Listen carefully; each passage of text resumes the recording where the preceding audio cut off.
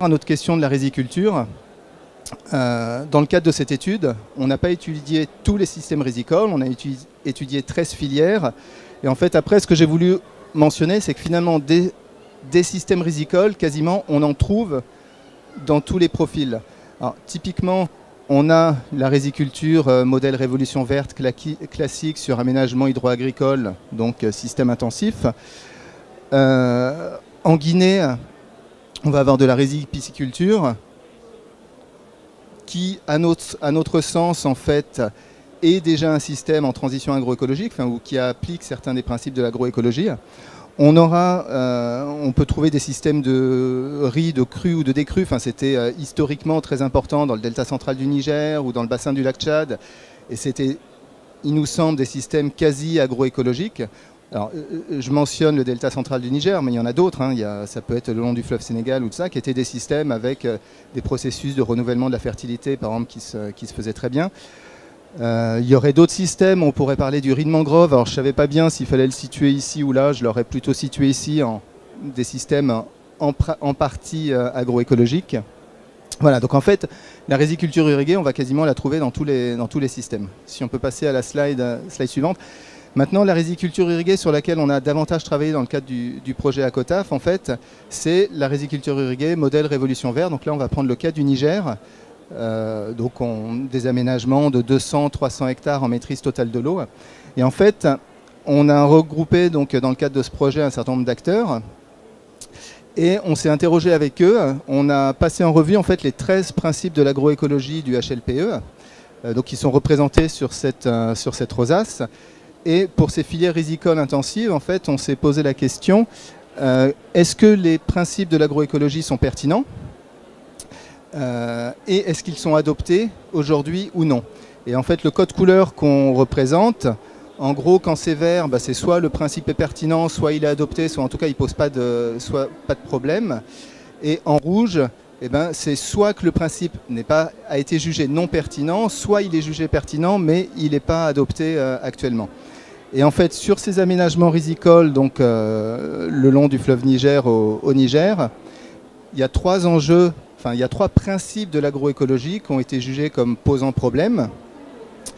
Le problème de santé du sol, le problème de réduction des intrants et le problème de biodiversité. Alors, poser problème est de façon un peu différente parce que un aménagement hydro-agricole au Niger, ça a été créé avec une vocation risicole. Donc, clairement, c'est riz sur riz. Et effectivement, en termes de biodiversité, on a très peu de biodiversité, voilà, c'est de la double culture du riz. Donc les gens sont... Et finalement, lorsqu'on questionnait ce principe, est-ce qu'il est pertinent ou pas, les gens nous disaient, mais oui, mais en fait, en même temps, ces aménagements, ils ont été faits pour faire du riz. Alors, ok, n'empêche que les acteurs constataient aussi des impacts autour du périmètre sur les questions de biodiversité. Donc en fait, c'est pour ça que ce principe a été maintenu en rouge. Santé du sol, il y avait plutôt consensus parmi les gens que l'on a rencontrés. En fait, les gens nous disent, oui, effectivement, les sols se dégradent. On est obligé d'appliquer de plus en plus d'intrants de synthèse pour avoir les mêmes performances. Donc là, oui, il y a un problème. En revanche, le principe de réduction des intrants, là, pareil, il n'y avait pas forcément consensus, c'est-à-dire...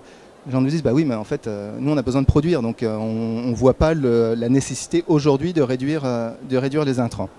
Bon, ça pour dire, donc ça, cette rosace, en fait, c'est pour cet aménagement au Niger. Probablement qu'on prendrait des aménagements en maîtrise totale de l'eau dans d'autres pays. Peut-être qu'on aurait un signal d'alarme sur des questions de filière, de connectivité producteur-consommateur ou des questions de participation. Là, c'est juste le cas de cet aménagement au Niger. Si on peut aller plus loin. Et je reviens à ce que je disais tout à l'heure. En fait, là, on parle à chaque fois de la riziculture. Peut-être qu'il faudrait plutôt parler des rizicultures, parce qu'on a plein de systèmes rizicoles en Afrique de l'Ouest, et certainement, on n'aurait pas la même rosace si on regardait le riz de mangrove en Guinée, ou si on regardait un système rizipiscicole piscicole en Guinée aussi. On peut passer à la slide suivante. Alors, la question du coup qu'on s'est posée en discutant donc, avec les acteurs sur ces... Ok, merci. en discutant avec les acteurs sur ces enjeux de transition, en fait, c'est est-ce qu'il y avait consensus ou non? En fait, et ça, c'est des questions aussi qu'on a discutées dans le cadre du comité Costea, dans le cadre d'un atelier là, en novembre. Et globalement, les gens étaient d'accord pour dire oui, en fait, on a un très fort niveau d'intensification en intrants. On voit qu'on a une efficacité de ces intrants qui diminue. On voit qu'on a des problèmes de santé du sol. On voit qu'on a des résistances qui apparaissent. Donc, sur le niveau, sur le fait qu'on a un très fort niveau d'intensification en intrants, oui, il y a consensus.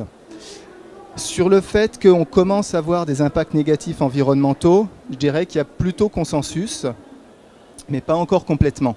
En revanche, sur est-ce qu'on questionne aujourd'hui le modèle de révolution verte?